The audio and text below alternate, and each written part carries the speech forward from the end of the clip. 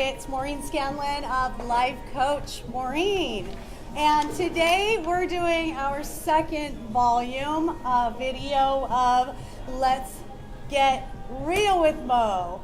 So today we have met some friends of ours at a local coffee shop here, and we want to get real and ask some questions. Today's topic is let's talk about communication. So this is my friend Tony. How you doing? Hi. So the first question I wanted to ask Tony is, how do you know someone is listening to you? Probably when you get eye contact with them and they look at you, and then most likely when you guys are just interacting back and forth. So it's very important that someone is looking at you so you know you're being heard, so you don't, if someone's like this, then you're not feeling that anyone is hearing what you're saying, right? No, they can be thinking about tomorrow's basketball game Right. Or in your case, maybe you're thinking about going shopping for shoes. Sure. What woman is never thinking about shopping for shoes? But that's a really common thing, and especially between couples. You know, a lot of times we just take it for granted that person's there all of the time, and my husband, for example, is consistently not looking at me when I'm speaking, and I'll say, hey, are you hearing me? And he said, I can hear you. I don't have to look at you to hear you. But he's right. Good communication is making that eye contact. And also the responses, right? Yeah. We have a lot of people in our lives that you'll have a conversation with, you'll be talking, and then they just deadpan and no response, no nothing. And isn't it really important when you get feedback? Yeah, it's important because a lot of times, even though when you're looking at them, you still see the expression on their face, so you're kind of reading the expression on their face and their body language, so that helps. Right. And if someone's not responding, what does that make you feel like? Well, most of the time I'll just turn them off. Right. You know. Because it makes you feel that they don't care, they're disengaged, they don't have any interest in what you're saying or you as a person even, right?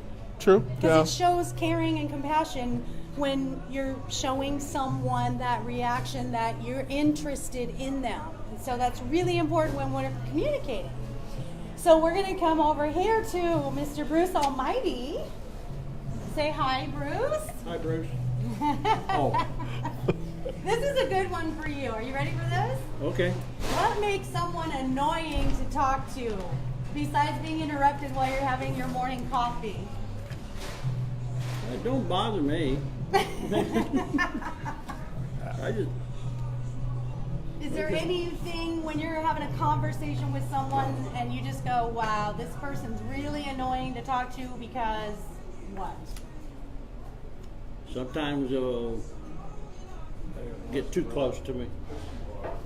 No, you're fine. I'm talking about, you're right here, or they're talking right in the ear. Right, they're in your personal space. That's a good one. Good one. And we just, a lot of times I keep moving back. If that don't work, I turn around, sit there, excuse myself, and I walk away. Right? Mhm. So giving people their personal space is very important. How about people that just talk about themselves? They just ramble on and on about them and what they're doing in their lives, and they don't ask any questions about you. Is that annoying? Well, usually I'm already gone by then. He's I've been trying to get away usually- from him. He's usually gone by then. What about you? Do you think, what's another annoying trait that people can do while having conversations? The gum trick. Chewing gum? It looks like they're chewing. Cud? Yeah.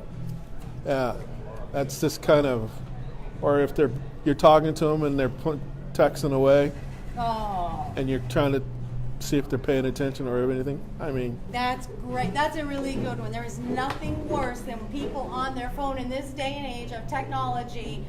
Again, back to that feeling uncared for, people disengaging with you, feeling that they just don't care what you're talking about because everyone is on their phones. So that's a really good one. I think one that I hear very often is people who interrupt. So you're in the middle of a thought or a sentence and someone jumps in there because they got to get their piece in there. So that's an annoying habit. And our last question, and I'm going to go with either one of you, what is the most difficult part of communication with others?